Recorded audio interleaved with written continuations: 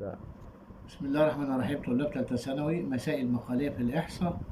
هنا بيقول لك أوجد المتوسط والانحراف المعياري ومعامل الاختلاف. يعني المسألة دي متوقعة 100% في الامتحان بتاع الثانوية العامة. طبعا وديت عليها درجات كتير مش زي اختر.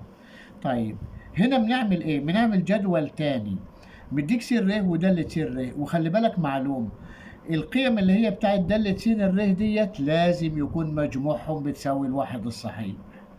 طيب تعالى كده ادي س ر ودالة س ر وس ر في دالة س ر. طب س تربيع ر في دالة س ر. القيم اللي هي موجودة عندنا اللي هي بتاعت س ر اللي هي عبارة عن الواحد والتلاتة والأربعة والخمسة. تمام. عندنا دالة س ر 4/10 و1/10 و2/10 و3/10. امال ايه الخانة التالتة؟ حاصل ضربهم، نضرب دي في دي، نضرب الارقام في بعضها، الواحد في 4/10 ب4/10. طب التلاتة في 1/10 ب3/10. طب الاربعة في 2/10 8/10. طب الخمسة ب3/10 ب15، يعني 1.5. الخانة التالتة ديت يا ولاد عبارة عن الميو اللي هي يمثل ايه؟ المتوسط الحساب، أو في ساعات نقول عليه التوقع. طيب نجمع 4 و3 7 و8 أدي 15، يعني 1.5، وكمان 1.5 أدي يساوي 3. فاضل لنا الخانة الأخيرة اللي هي س تربيع ر في دالة س ر، يعني ربع القيمة دي واضربها بدالة س ر.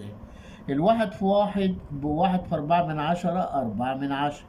التلاتة في تلاتة ب9، 1/10 ب9/10. الأربعة في 4 ب16 في 2/10، يعني 3.2.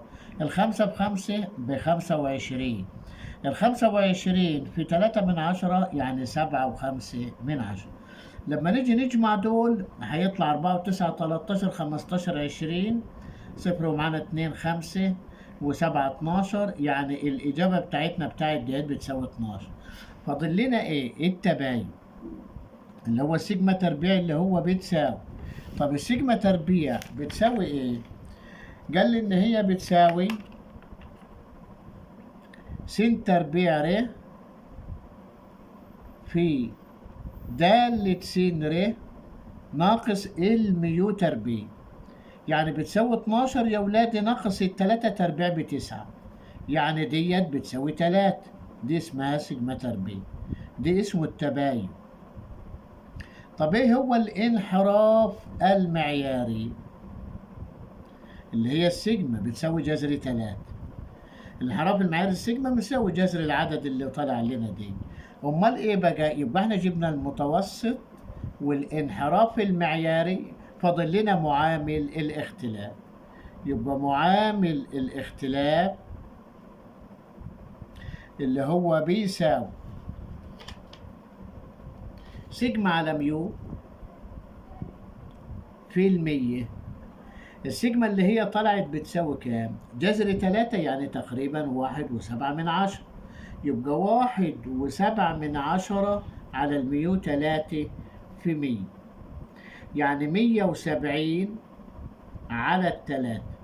170 على التلاتة تقريبا فيها الخمسة،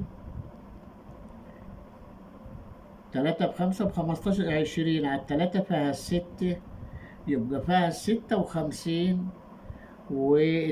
وتلتين، يعني 6/10. دي اسمه معامل الاختلاف اللي هو موجود عندي. شكرا، وما تنسوش الاشتراك في القناة.